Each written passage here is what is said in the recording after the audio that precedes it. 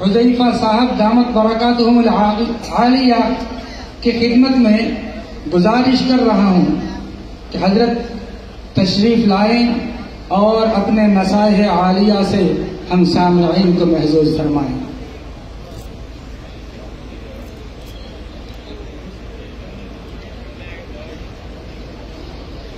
بسم اللہ الرحمن الرحیم، الحمد للہ رب العالمین والعاقبۃ للمتقین والصلاة والسلام علی سید الانبیاء والمرسلین سیدنا وحبیبنا وحبیب رب العالمین محمد وعلى آلہ واصحابہ ومن هدى بهدیہ الى یوم الدین۔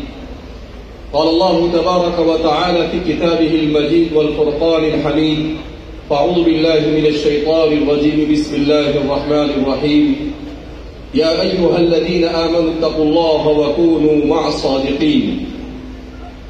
وقال النبی صلی اللہ علیہ وسلم من لم يتغن بالقرآن فليس منا، او كما قال صلی اللہ علیہ وسلم۔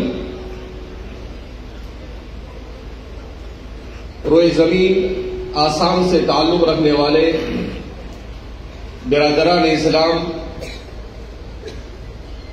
اسٹیج پر جلوہ فروز علماء کرام،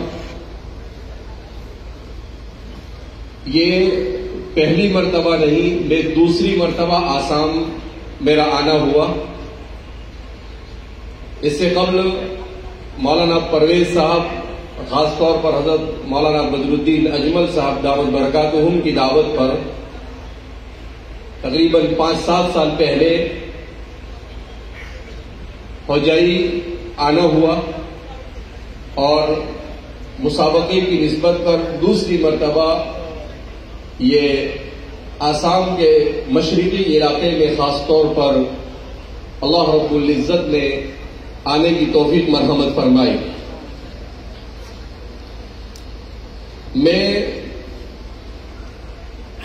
اپنی تقریر کرنے سے پہلے سوچ رہا تھا کہ قرآن کریم کی آیت کریمہ ورتل القرآن ترتیلا کو سمجھاؤں، مگر جب حضرت مولانا بدر الدین اجمل صاحب دعوت برکاتہم نے دارالعلوم باسکنڈی اور اس کے بانی ببانی اور اس علاقے میں اس زمانے کی سب سے کامیاب تحریک دیوبند کے انتہائی جلیل القدر اور عظیم ہستی حضرت مولانا سید حسین احمد مدنی شیخ الاسلام نور اللہ مرقدہ کے آنے کا تذکرہ کیا، تو میں نے کہا کہ اس مناسبت سے یا ایھا الذین آمنوا اتقوا اللہ وکونوا مع الصادقین کو سمجھنے اور سمجھانے کی ضرورت ہے۔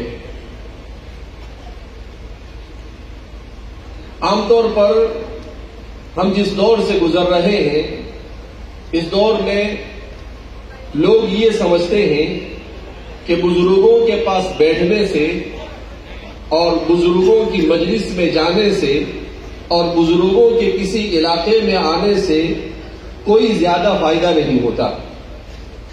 ابھی 2 دن پہلے ایک سفر کے دوران ایک صاحب نے سوال کیا کہ مولانا یہ بیعت سے کیا فائدہ ہوتا ہے اور یہ بزرگوں کے پاس بیٹھنے سے کیا فائدہ ہوتا ہے؟ تو اس سے وہ فوائد حاصل ہوتے ہیں جن فوائد کو انسان کبھی آسانی کے ساتھ سمجھ نہیں سکتا ہے۔ اکبر الہ آبادی نے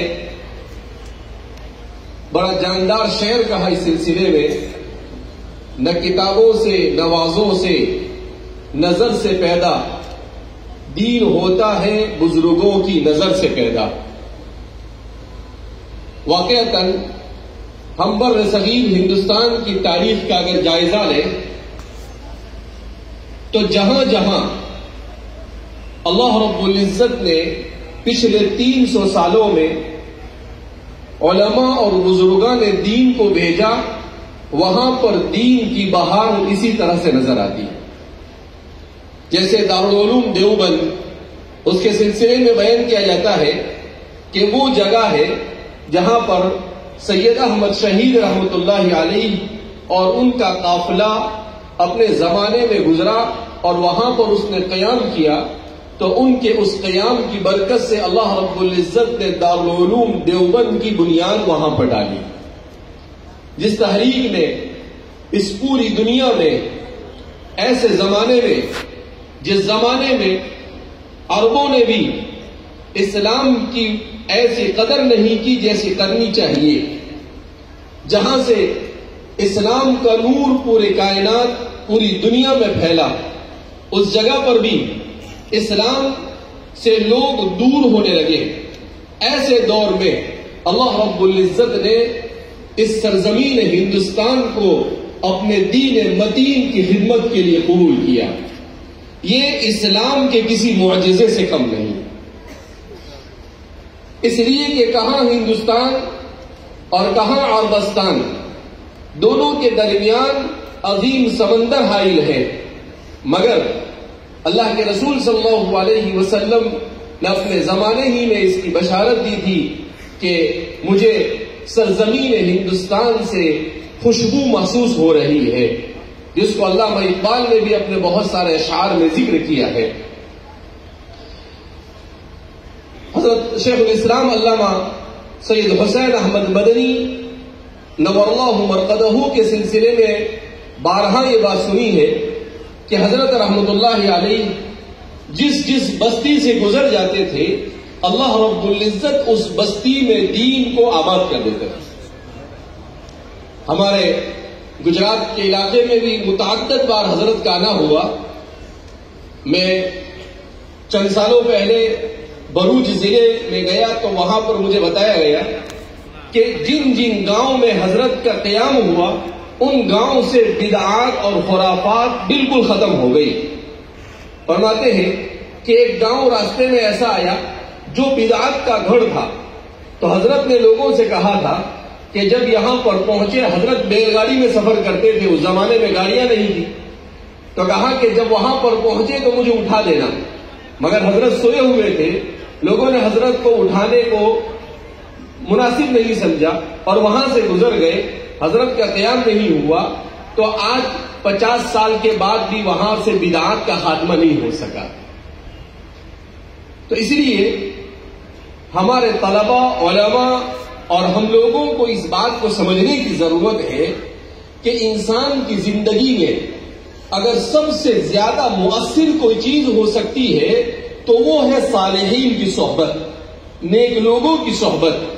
نیک لوگوں کی صحبت کی اس اسلام کے نظام کو آج کا مسلمان آہستہ آہستہ فراموش کر رہا ہے. اللہ کے رسول صلی اللہ علیہ وسلم جس دین کو لے کر آئے، اس دین کو دنیا کے چپے چپے تک پہنچانے کا کام کس نے کیا؟ حضرات صحابہ کرام رضوان اللہ تعالی علیہم اجمعین نے. حضرات صحابہ کو صحابی کہا گیا، اس کا مطلب ہی ہے رسول اللہ صلی اللہ علیہ وسلم کی صحبت بابرکت سے فیضیاب ہونے والا. اسی لیے کہتے ہیں کہ جو اللہ کے رسول صلی اللہ علیہ وسلم کی مجلس میں ایک بار حاضر ہو جاتا تھا وہ ولایت کے سب سے اونچے مقام پر فائز ہو جاتا تھا. یعنی رسول اللہ صلی اللہ علیہ وسلم کے دور کے بعد سے لے کر قیامت تک جتنے بھی اولیاء، قطب اور ابدال جو بھی پیدا ہوں گے، ان تمام کے نزدیک امت مسلمہ کہتی ہے کہ ان میں سے کوئی بھی حضرات صحابہ کے مقام تک نہیں پہنچ سکتا، اس صحابی کے مقام تک بھی جس نے ایمان کے ساتھ رسول اللہ صلی اللہ علیہ وسلم کو زندگی میں ایک بار دیکھا ہو یا آپ کی مجلس میں بیٹھا ہو. یہ اسی کو کہا جاتا ہے کہ دین پیدا ہوتا ہے بزرگوں کی نظر سے. لہذا فطروں کے اس دور میں قرآن کریم کی اس آیت کریمہ کو سب سے زیادہ عملی جامہ پہنانے کی ضرورت ہے کہ ہم صالحین کی صحبت اختیار کریں. حضرت مولانا احمد علی صاحب باسکنڈی نور اللہ مرقدہ کے سلسلے میں ویسے بچپن سے ہم سنا کرتے تھے، اس لیے کہ حضرت مولانا بدر الدین صاحب کا والد صاحب کے ساتھ دوستانہ تعلق ہونے کی وجہ سے آپ تشریف لاتے تھے تو حضرت کا تذکرہ کیا کرتے تھے تو لیکن بدقسمتی یہ رہی کہ حضرت کی زندگی میں کبھی ملاقات نہیں ہو سکی. البتہ اللہ رب العزت نے اس جگہ تک پہنچا دیا جہاں پر آپ نے اس بہترین گلشن کو آباد کیا. آج دنیا میں کون سوچ سکتا ہے، یہاں پر آنے کے بعد یہ محسوس ہوتا ہے کہ اسلام اتنا بڑا معجزہ ہے کہ انسانی تاریخ میں قرآن اور اسلام سے بڑا معجزہ کوئی رونما نہیں ہوا. کہاں پر ہندوستان اور ہندوستان کے بالکل ایسے کنارے پر آسام واقع ہے اور وہاں پر بھی دین کی ایسی بہار، یہ صرف اور صرف اسلام کی برکت ہے.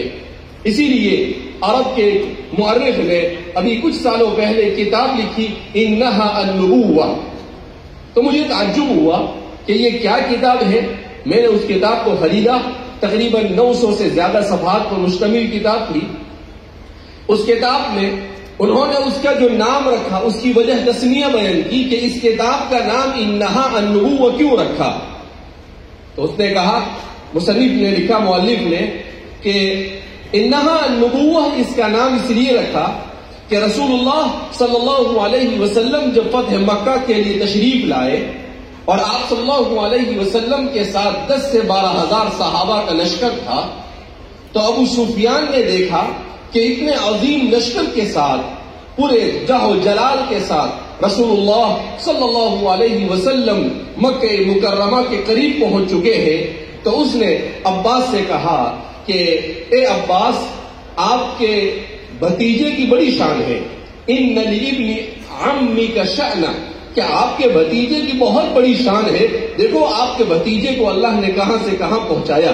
مگر قربان جائیے سیدنا حضرت عباس رضی اللہ تعالیٰ عنہ پر انہوں نے بڑا تاریخی جملہ اس موقع پر کہا. آپ نے کہا یہ میرے بھتیجے کی شان نہیں، انہا النبوہ، یہ نبوت کی برکتیں ہیں کہ اللہ رب العزت نے میرے بھتیجے کو نبوت سے سرفراز کیا. کیوں کہ حضرت عباس سمجھ رہے تھے کہ ابو سفیان چونکہ ابھی وہ مکمل طور پر اسلام کو نہیں سمجھ سکے ہیں، لہذا اس بنا پر ابو سفیان ابھی بھی اپنے قریشی تفوق کو برقرار رکھنا چاہتے ہیں. اس لیے وہ کہہ رہے ہیں ان لابن عمک شأن. وہ آپ نے فوراً اس کا انکار کیا، کہا یہ عصبیت نہیں چلے گی، انہا النبوہ، انہا النبوہ، یہ نبوت کی شان ہے، اس کے علاوہ اور کچھ بھی نہیں. رسول اللہ صلی اللہ علیہ وسلم کی اسی نبوت کی ہم جلوہ اور اسی نبوت کی برکتوں کو آج 1500 سال کے بعد روئے زمین آسام پر بھی محسوس کر رہے ہیں، اور قیامت تک کی برکتیں جاری و ساری رہے گی انشاءاللہ. یہ میرے اور آپ کے لیے سعادت کی بات ہے کہ اللہ رب العزت نے مجھے اور آپ کو ایسے نبی کے ساتھ منسلک کیا کہ اس سے افضل روئے زمین پر اللہ کی مخلوق میں کوئی پیدا نہیں ہوا. ہمارے علماء دیوبند کی شان ہی یہ تھی کہ وہ قرآن سے عشق کرنے والے. ہمارے علماء دیوبند کی شان یہ تھی کہ وہ رسول اللہ صلی اللہ علیہ وسلم سے عشق کرنے والے. حضرت شیخ الہند رحمۃ اللہ علیہ تو آپ صلی اللہ علیہ وسلم کی محبت کا ایسا سوار تھی، حضور کا عشق اور محبت ایسے سوار تھی کہ آپ نے جو شعر کہا رسول اللہ صلی اللہ علیہ وسلم کی محبت میں، اردو میں کوئی شاعر آج تک ایسا شعر نہیں کہہ سکا. آپ نے کیا کہا؟ جنت کو مخاطب کرتے ہو، اے جنت میں نے مانا کہ تجھ میں حور و قصور رہتے ہیں، اے جنت میں نے مانا کہ تجھ میں سب کچھ رہتے ہیں، اے جنت میرے دل کا طواف کر، میرے دل میں حضور رہتے ہیں. قربان جائیے کیسی محبت. جنت کو مخاطب کرتے ہوئے کہتے ہیں کہ جنت میرے دل کا طواف کر، اس لیے کہ میرے دل میں رسول اللہ صلی اللہ علیہ وسلم کو جگہ دی گئی ہے.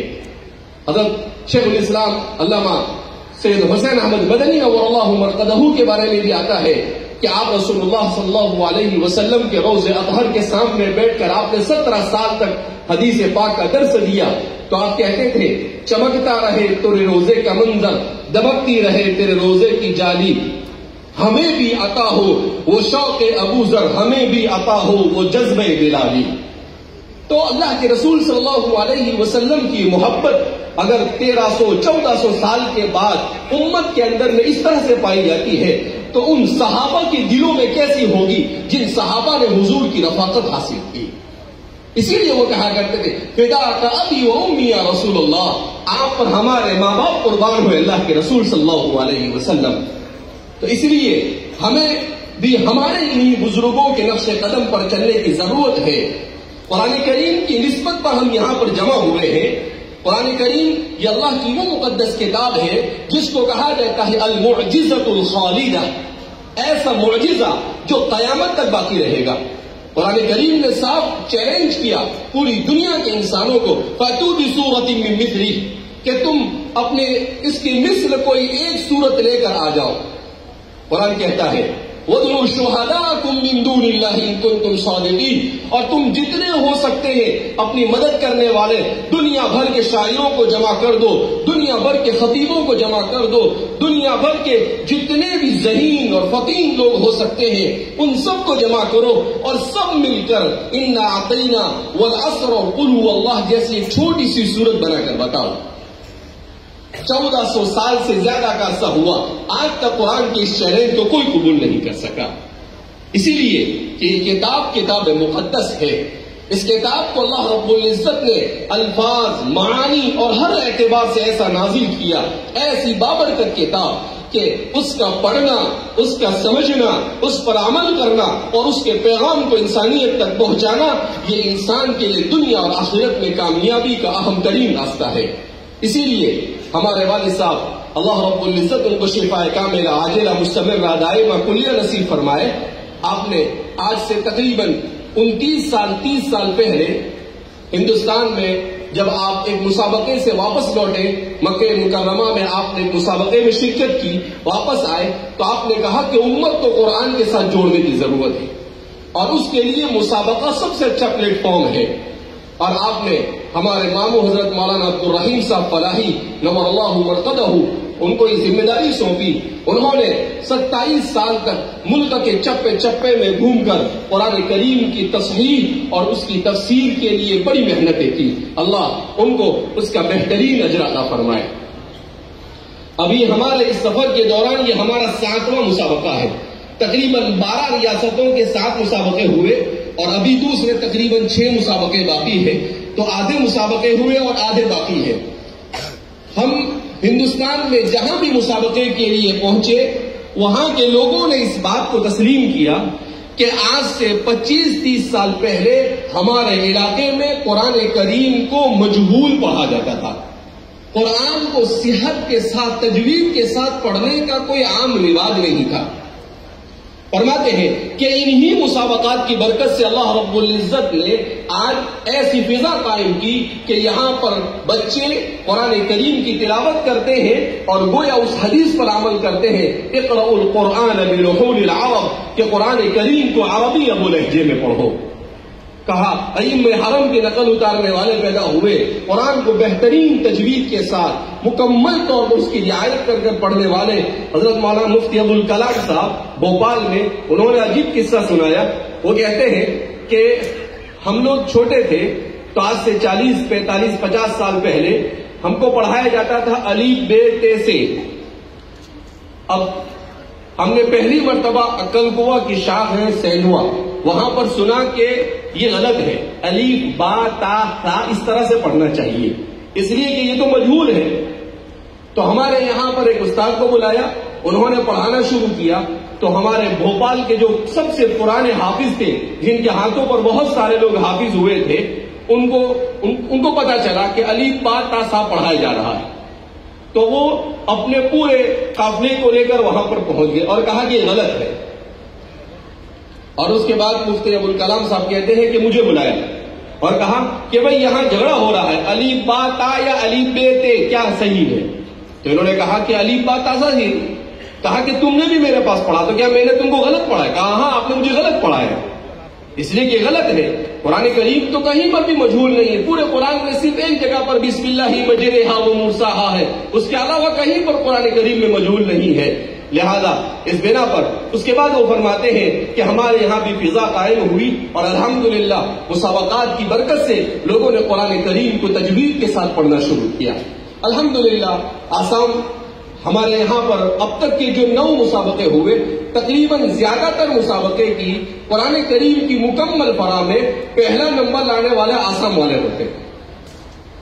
اب تقریباً ایسا ہوا تو ماشاءاللہ مولانا بدر الدین اجمل صاحب، مولانا احمد علی صاحب نور اللہ مرقدہ، ان کے صاحبزادے، اور مولانا یحییٰ صاحب، اور بھی بہت سارے علماء ہیں جن کو ہم جانتے، جن کے نام سے ہم واقف نہیں ہیں. ان سب لوگوں نے ماشاءاللہ ایسے دور دراز کے علاقے میں قرآن کے لیے محنتیں کی، ان اداروں کو قائم کیا. اللہ رب العزت ان سب کو دنیا اور آخرت میں اس کا بہترین اجر عطا فرمائے اور ہم سب کو قرآن کے ساتھ وابستگی نصیب فرمائے. قرآن کے ساتھ ساتھ امت کو اس وقت جس چیز کی سب سے زیادہ ضرورت ہے وہ ہے امت کے لیے تعلیم کی طرف توجہ دینا.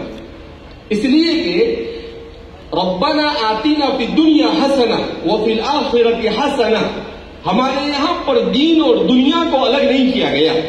یہ دین اور دنیا کو الگ کرنے کا فلسفہ انگریزوں کے پاس ہے، دنیا کے دیگر مذاہب کے پاس ہے.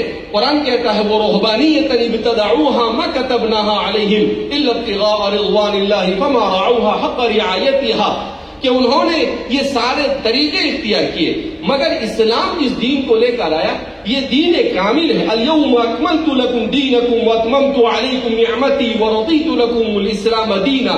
یہ زندگی کے ہر شعبے کے لیے ہے کہ آپ تجارت کریں تو اسلام کے بتائے ہوئے طریقے کے مطابق، آپ زراعت کریں تو اسلام کے بتائے ہوئے طریقے کے مطابق، آپ علم حاصل کریں تو اسلام کے بتائے ہوئے طریقے کے مطابق، آپ نوکری کریں تو آپ علم کے اسلام کے بتائے ہوئے طریقے کے مطابق، ہر کام اسلام کے بتائے ہوئے طریقے کے مطابق کرنے کا مسلمان مکلف ہے.